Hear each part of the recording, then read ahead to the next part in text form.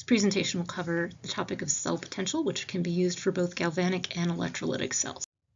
We will describe and relate definitions of electrode and cell potentials. We will interpret electrode potentials in terms of relative oxidant and reductant strengths, and we will calculate cell potentials and predict redox spontaneity using standard cell potentials.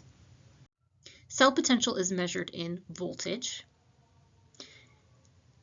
Voltage is defined as joules per coulomb, and it's always in reference to two half cells. You can't have a potential unless you have both sides of the redox reaction. Our potential was given in joules per coulomb, but what is a coulomb? Do we remember what that is? Back in the beginning of Chem 107, you learned all the SI base units.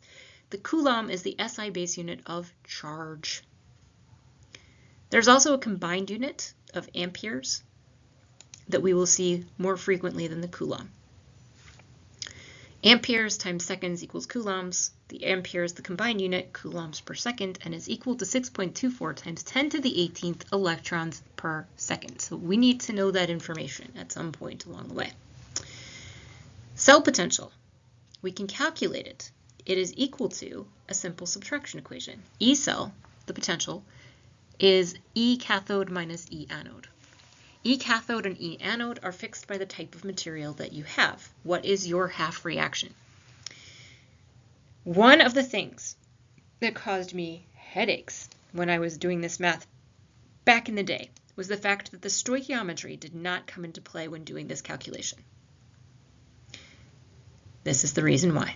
This calculation is analogous to looking at energy differences between quantum levels. So if you go from an electron in one level to one up above, that is a fixed amount of energy. This energy is fixed in the same way because it is due to the same thing. No matter how many electrons you promote, that energy difference is still the same because we're in different quanta. Hopefully that makes sense. If you would like to talk about it more, I would be happy to.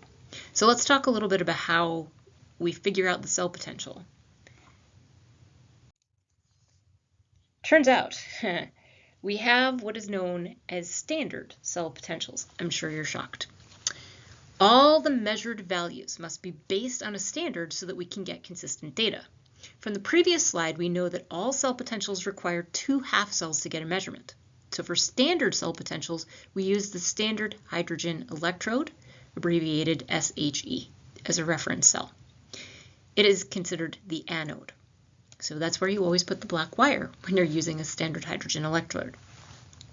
Okay, so if the hydrogen electrode is always the anode, all of the other values are in reference to this particular cell. So what is this cell made of? A standard cell has a concentration of 1 molar for all aqueous reagents, and it's measured at 298 Kelvin. We use the notation E standard X, where E is the energy potential. The standard is given by the circle, like a circle in superscript, and X is the material being measured. So if you were measuring, say, lead, you would say E standard, and then you would put PB. Okay, now that we have an idea what that's talking about, it turns out if you always reference to the same thing and you call that thing 0, which is what we call the standard hydrogen electrode, then the E cell, cathode minus anode, simplifies. So we told you that the standard hydrogen electrode is always the anode. If the anode is 0, then E cell is equal to E standard. So we get all of our standard cell potentials in reference to the hydrogen electrode. But what does the hydrogen electrode look like? What is the standard hydrogen electrode? All right, so what goes into the standard hydrogen electrode? I kind of told you a little bit before, but we're going to go into it more here. It is defined as the 0 voltage potential. We picked it, we stuck with it.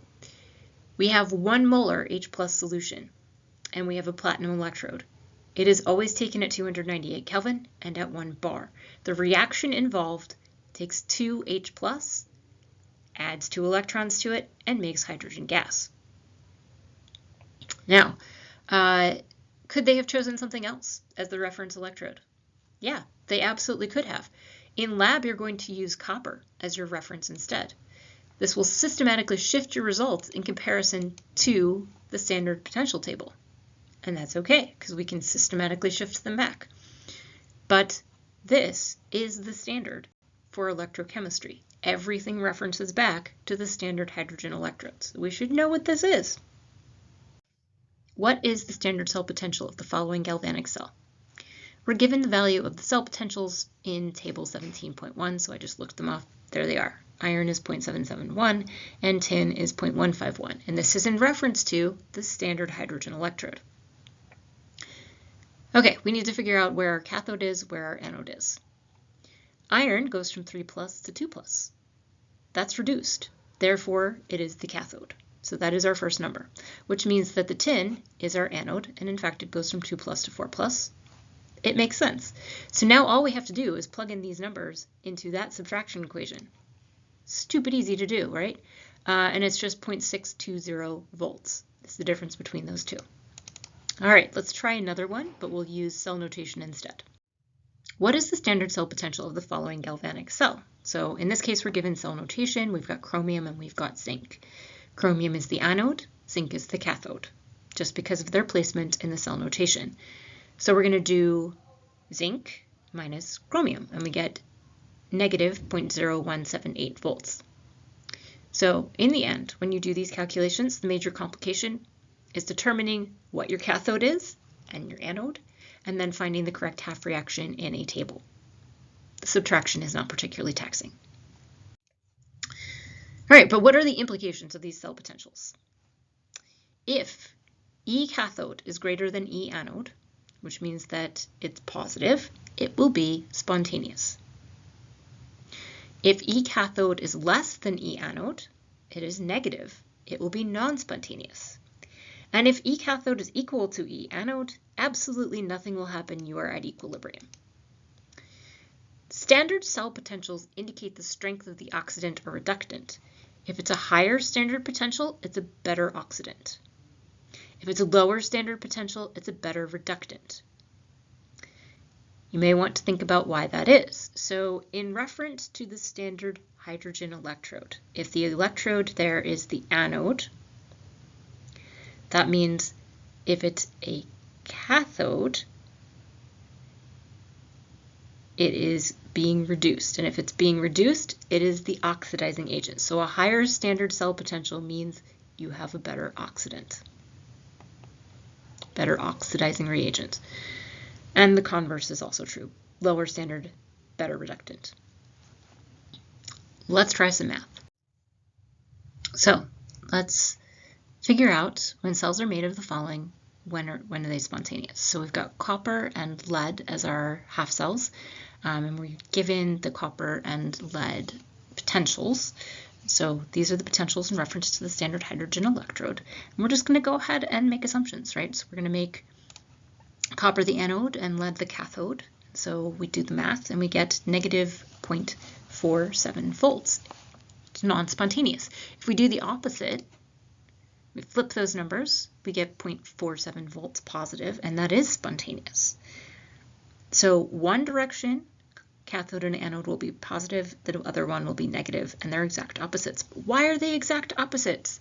I mean, mathematically that's super simple, but conceptually, we are dealing with an energy difference here. Remember, this is analogous to energy levels. So anytime you have an energy difference, one way is positive and the other way is negative. That's all. That's all it means.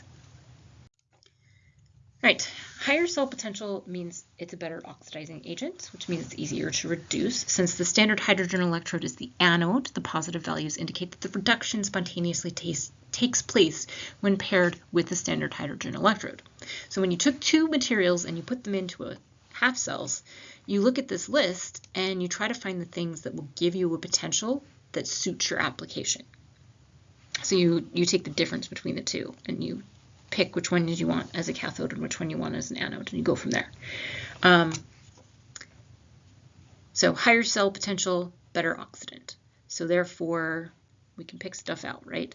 Lead 4 plus going to lead 2 plus is a better oxidizing agent, then lead 2+ going to lead, solid. It's right there in the numbers. Lead 2+ going to lead, solid, is a better reducing agent than copper 2+ going to copper.